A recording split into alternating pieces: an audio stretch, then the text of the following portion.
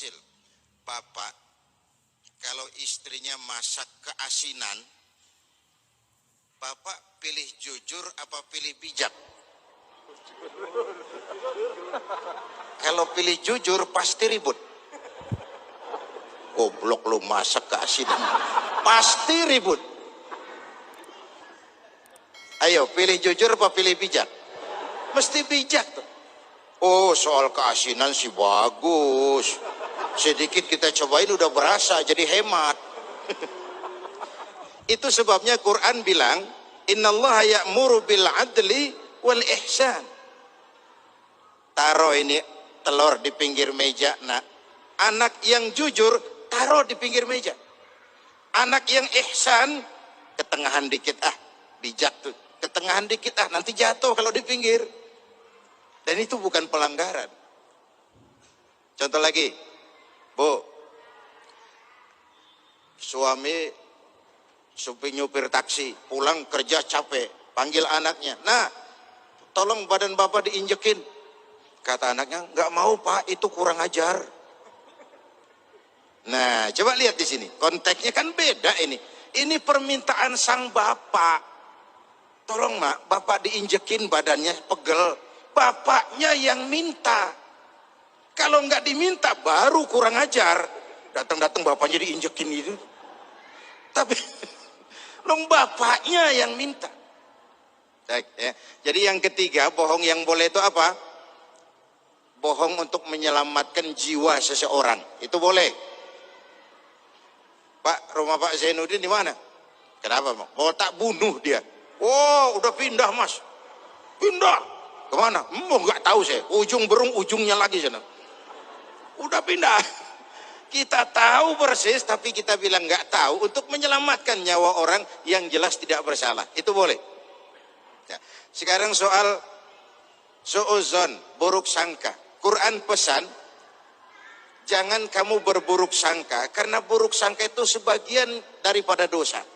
Jadi belum apa-apa, kalau sudah kita mulai dengan buruk sangka, itu sudah dosa.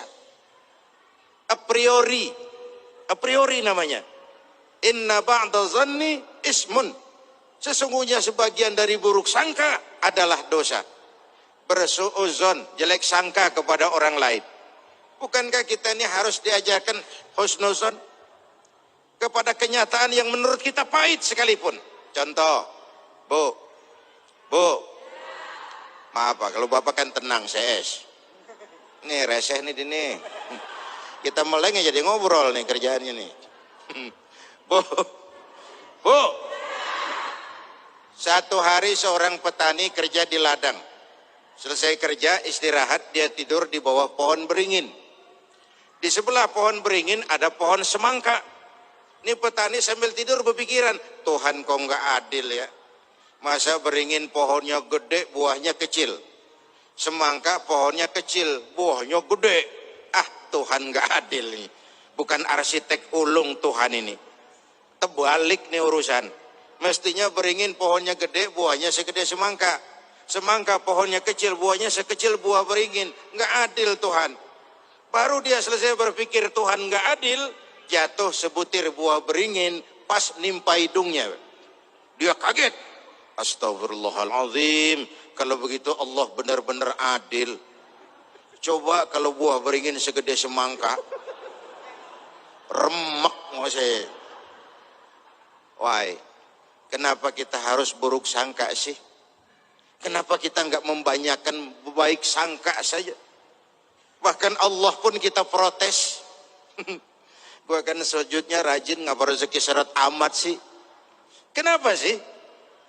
Ayo jujur, dalam hidup kita sering kayak petani tadi itu. Tuhan pun kita protes. Kita tidak bisa berhusnuzan, berbaik sangka. Jangankan kepada orang, kepada Allah pun kadang kita berburuk sangka. Padahal selalu ada kebaikan dari setiap yang kita saksikan ini. Perbanyaklah husnuzan, baik sangka, supaya hidup nggak capek. Bu, banyak-banyak baik sangka supaya hidup nggak capek. Kalau kita buruk sangka, hidup tuh capek Pak, capek ngelayanin orang yang nggak pukul lagu. Eh.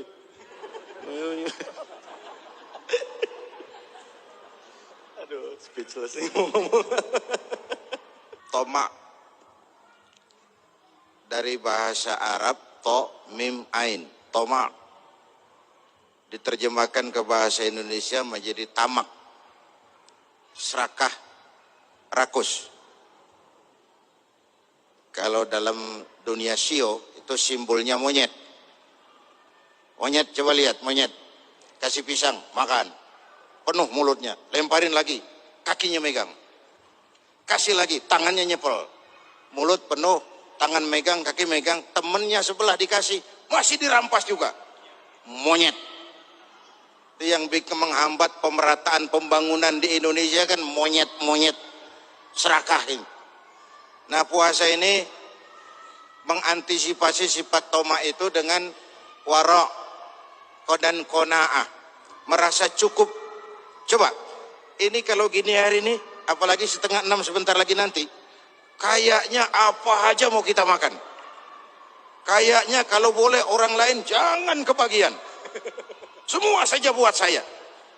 Tapi nanti kena seteguk air sepotong roti selesai itu. Orang kaya, orang yang hidupnya cukup. Orang miskin, orang yang selalu merasa kurang. Itu tasawuf.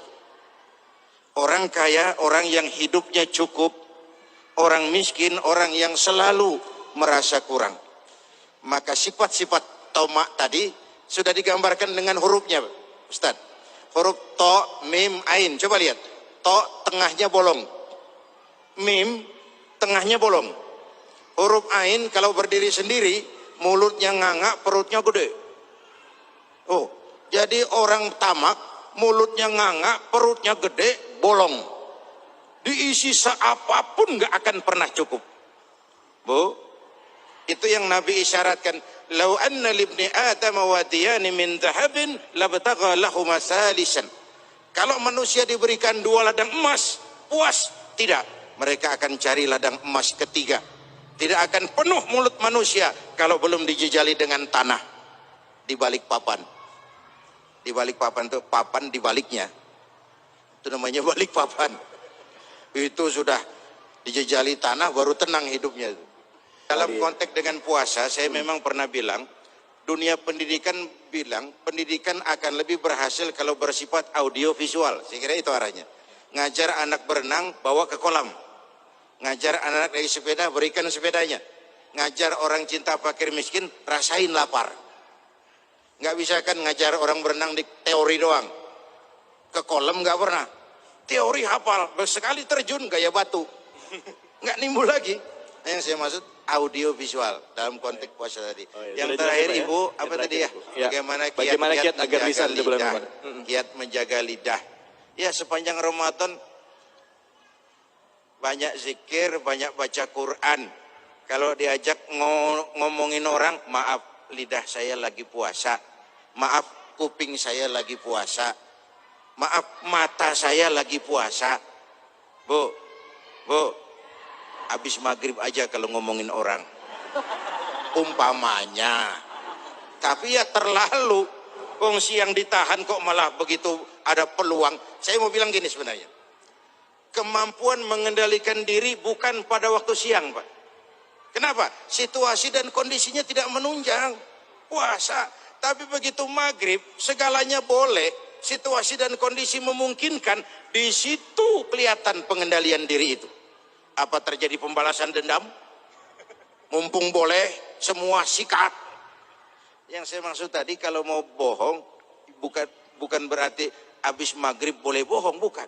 Justru di situ peluang. Kalau sanggup tidak bohong juga, itu dahsyat. Itu dahsyat. Jelas, Bu? Ya, jangan pikir saya ngeri sugesti untuk bohong, tidak. Justru pengendalian diri sesudah maghrib pada saat situasi dan kondisinya mengizinkan. News, berita masih lebih tinggi sedikit dari infotainment. Berita, rakyat kita masih suka berita ternyata. Tapi bahwa ranking kedua diduduki oleh entertainment, ini juga menimbulkan keprihatinan. Barangkali secara ekonomis, karena entertain biasanya production cost-nya itu murah, ratingnya tinggi. Secara ekonomis ini menguntungkan. Lalu masyarakat kita memang senang dengan berita-berita tentang public figure, tentang selebritis. Setiap hari, pagi, siang, sore, tengah malam, dijadikan idola, dipuja, untuk kemudian juga dicela sekaligus. Bapak Ibu hadirin yang saya hormati, gejala ini di tengah kita masyarakat makin mengalami krisis figur, harus kita selamatkan. Harus kita berikan filter masyarakat kita ini, mana yang harus diidolakan, mana yang sekedar cukup dikagumi, diketahui, dikenal, selesai. Anak-anak kita kan nggak ada filter, semua dicontoh. Karena orang senang biasanya nyontoh. Mau pantas mau enggak itu nomor 86 deh. Yang penting nyontoh dulu.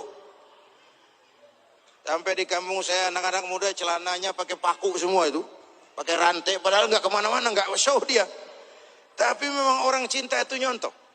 Nah dalam kaitannya dengan gosip tadi, dengan berita-berita yang tidak benar tadi, inilah yang harus kita jadikan sebagai filter di tengah-tengah masyarakat kita.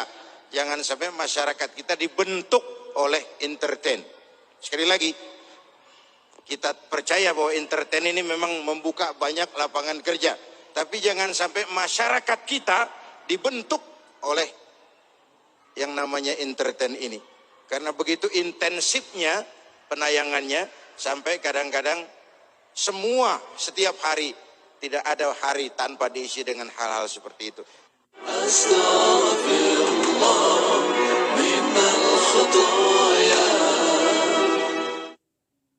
Assalamualaikum warahmatullahi wabarakatuh.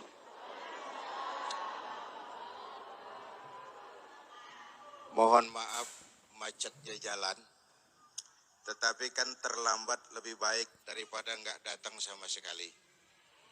Itu dalilnya orang yang terlambat. Terima kasih Ustadz kita tadi yang sudah mengisi waktu dan memberikan arahan yang sangat baik buat kita semua. Dalam pembicaraan mengenai puasa dan membangun gaya hidup. Setiap ibadah yang dikerjakan dengan benar pasti punya dampak dalam memperbaiki moral orang yang melaksanakan ibadah itu sendiri. Sehingga ibadah itu ada asarnya, ada pengaruhnya. Tidak hanya hal bersifat temporer, tapi membangun kepribadian. Kalau Ramadan pakai jilbab, selesai Ramadan selesai jilbabnya, itu musiman. Itu belum membentuk kepribadian. Yang dimaksud membentuk kepribadian itu melekat dalam dirinya apa yang dilaksanakan sebagai hasil dari pelaksanaan ibadah puasa. Kalau sekedar trendy-trendian, sekedar musim-musiman, itu belum merupakan kepribadian. Gaya hidup bagaimana yang dibentuk oleh ibadah puasa? Pertama, gaya hidup sederhana. Ya Bu? Apa? Gaya hidup sederhana. Coba, ini kalau sudah mau maghrib ini, 5:30, kayaknya semua saja kepengen kita makan. Kayaknya kalau boleh orang lain jangan kebagian. Padahal nanti kena seteguk air, sepotong roti, sebutir kurma, sudah kenyang rasanya itu. Orang kaya, orang yang hidupnya cukup. Orang miskin, orang yang selalu merasa kurang. Allah disebut maha kaya, karena Allah nggak perlu apa-apa.